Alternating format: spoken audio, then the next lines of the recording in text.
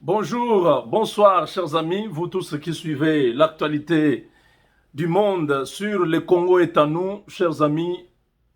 La- L'Amérique aujourd'hui célèbre le nouveau président Joe Biden, c'est le cas de le dire.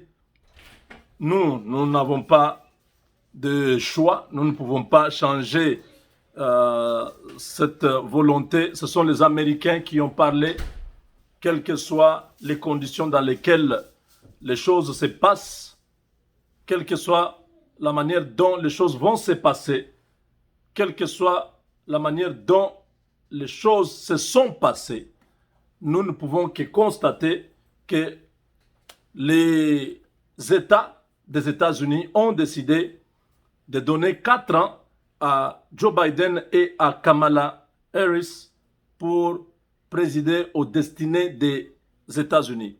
Devant la Maison-Blanche, c'est une foule immense de personnes qui sont venues pour dire à Trump, c'est terminé, tu dois partir. Ce sont la plupart des supporters de Joe Biden. Il faut le savoir que de l'autre côté, le président Donald Trump n'a pas encore dit son dernier mot. Il a refusé de reconnaître sa défaite. Il dit que son équipe défendra son cas en justice à partir de ce lundi. C'est ce que nous sommes en train d'attendre. Qu'est-ce qui va se passer sur le plan juridique? Donald Trump a beaucoup de preuves. Il y a beaucoup de médias qui sont des médias de l'establishment, de ces gens qui veulent tout le temps prendre en otage les pouvoirs, la politique des États-Unis, ces gens qui veulent changer l'ordre mondial, qui veulent nous imposer un nouveau ordre mondial, ces gens ont décidé de passer en force, mais Donald Trump n'a pas encore faibli, il n'a pas accepté la défaite. Dans le monde entier, il y a une pluie de félicitations qui viennent de partout, des présidents qui sont en train de féliciter les nouveaux présidents élus des États-Unis. Le Premier ministre britannique l'a déjà fait. Charles Michel venait de le faire.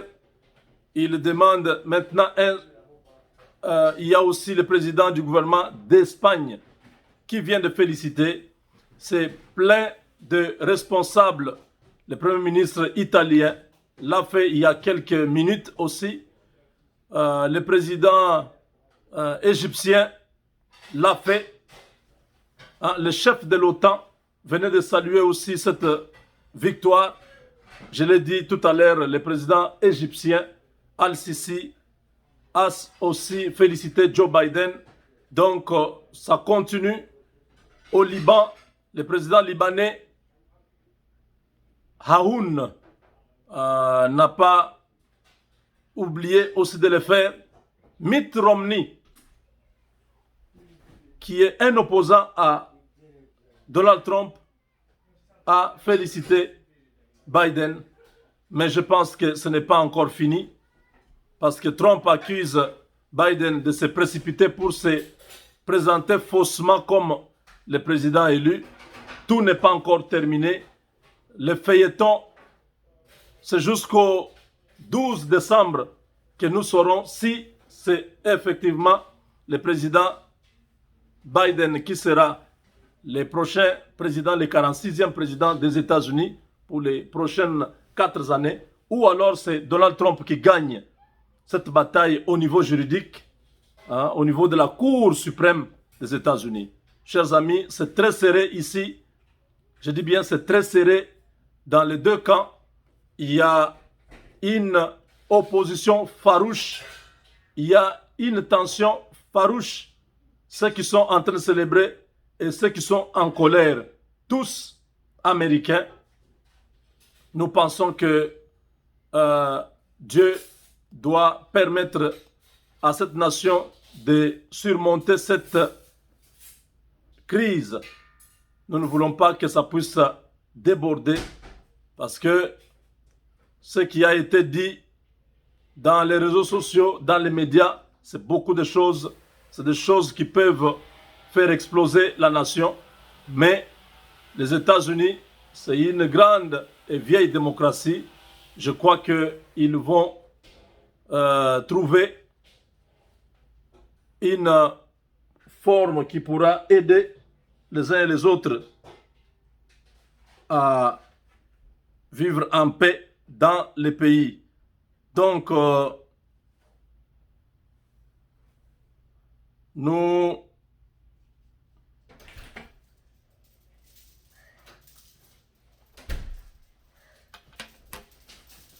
voyons maintenant les choses sur le plan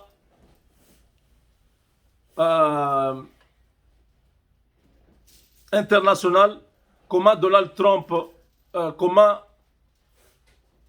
ça c'est Joe Biden qui dit « Je suis honoré pour avoir été élu par les Américains.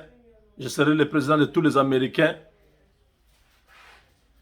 Ça c'est un langage qui a été toujours utilisé par tous ceux qui sont élus. Alors, il y a les vrais défis qui attendent Joe Biden, c'est les relations des États-Unis avec la Chine. Vous savez que la Chine a été, cette année, dans une situation très difficile. La Chine qui est aujourd'hui en difficulté avec les États-Unis. Est-ce que Joe Biden va ramener la Chine aux États-Unis? Est-ce qu'il va permettre que les entreprises chinoises rentrent ici? Joe Biden est surveillé par les Américains. Les Américains savent déjà que la situation de la Chine n'est pas une bonne situation parce que la Chine voulait prendre le contrôle de l'économie mondiale. Donc Biden, comme Américain, ne pourra pas se laisser berner par les multiples offres des Chinois. Il pourra être prudent sur ce point parce que les Américains vont le tenir à l'œil. Ça ne sera pas facile comme les gens pensent que maintenant la Chine va récupérer les États-Unis. Non, avant tout, c'est les États-Unis. Cet homme qui est élu a été élu comme sénateur vers les années, il y a très longtemps. On a montré un peu sa biographie. Il a commencé toujours au Delaware, son État, où il a commencé sa politique. Il pourra être un peu plus ouvert, plus compréhensif que Donald Trump qui était dur, qui était direct et qui montrait son protectionnisme américain sans se gêner. Il a dit à tous les présidents, mettez d'abord vos pays en première position avant de penser à d'autres pays. Avec Joe Biden, je crois qu'il sera un peu ouvert, mais les intérêts des États-Unis seront toujours en première position. Avec les Européens, je crois que les relations étaient très tendues. Donald Trump s'est retiré de beaucoup des organisations parce qu'il voulait faire bénéficier à son pays au maximum de ces avantages au lieu qu'il soit seulement une vache à lait des autres nations. Il avait préféré mettre les intérêts des États-Unis en première position. Est-ce que Joe Biden va ramener les États-Unis dans ces organisations? Est-ce qu'il va renégocier? C'est toute la question. Je pense que c'est encore trop tôt de croire que Biden va finalement faire l'opposé de tout ce que Trump a fait. Parce qu'après tout, cette nation doit continuer à être toujours au-dessus. Ce qui veut dire qu'il y a certaines limites, il y a certaines lignes qu'il ne faut pas franchir, quel que soit les côtés que vous venez, que ce soit la gauche ou la droite. Et souvenez-vous que les États-Unis avaient investi beaucoup en Chine et la Chine ne s'était pas bien comportée. La Chine a commencé à vouloir faire tomber les États-Unis en utilisant plusieurs moyens d'espionnage. Ainsi, je pense qu'il y aura un peu de... On va un peu calmer les jeux, mais on va négocier, pas comme quelqu'un qui est encore naïf, mais comme quelqu'un qui comprend, qui connaît déjà les enjeux et les attentes des peuples américains vis-à-vis de la Chine. Sur le plan africain, sur le plan congolais, je crois que la nouvelle administration pourra chercher à donner une bonne image des États-Unis pour essayer de travailler avec ceux qui sont au pouvoir. Hein. J'ai dit ici le président Félix, je l'ai dit dans la première vidéo, qu'il faut prendre langue avec la nouvelle administration. Les choses vont aller très bien. Nous sommes ici aux États-Unis et c'est possible. Il y a des gens qui sont dans des sphères un peu élevées, qui ont des entrées à la Maison-Blanche avec Joe Biden. Ce n'est pas de la science-fiction, mais c'est de la vérité. Ce que je suis en train de vous dire, nous connaissons un peu déjà l'ossature de ceux qui seront les hommes forts de la nouvelle administration.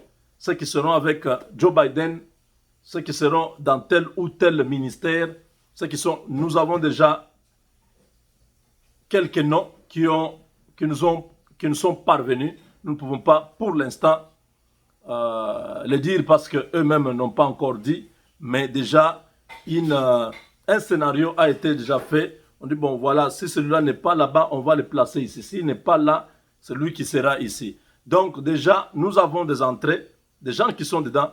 Je ne parle pas ici de notre couple du Colorado, de notre frère Fabrice Kabeya. C'est aussi une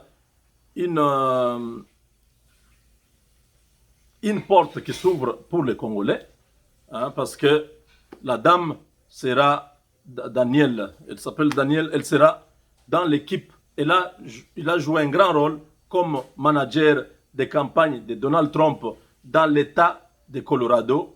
Maintenant qu'ils ont gagné, donc tous ceux qui ont battu campagne pour le président, généralement, c'est cette équipe-là qui se retrouve autour du chef pour occuper telle ou telle responsabilité.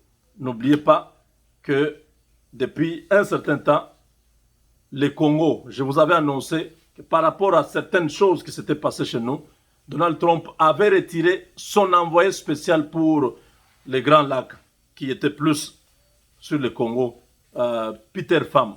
Je pense qu'avec la nouvelle administration, le président Biden pourra ramener encore quelqu'un qui pourra être un point focal, l'interface du gouvernement de la Maison Blanche chez nous, au Congo, en Afrique, peut-être dans les Grands Lacs. Il y a beaucoup de choses qui sont actuellement à notre avantage, que nous aurons peut-être à en parler. Parce que je vous ai dit de toutes les manières, que ce soit la gauche ou la droite, nous n'avons aucun problème avec les deux. Nous avons à l'époque pensé que la gauche, donc Biden, pouvait travailler avec les Rwandais pour les ramener au pouvoir au Congo. Non, ce n'est pas le cas. Nous sommes entrés dans plusieurs milieux. On nous a donné beaucoup d'éléments, dit ne vous en faites pas. Ça, c'est une illusion. Ceux qui ont fait ces choses, c'est les clans Clinton. Si sa femme était passée en 2016, on pouvait encore penser à ça. Mais ça, c'est Biden qui est là. Il est démocrate, mais il a aussi ses priorités. Il veut laisser ses marques. Donc, de ce côté-là, il faut seulement que les choses soient bien présentées pour que cet homme puisse travailler avec notre président. Avec Dieu, nous vaincrons.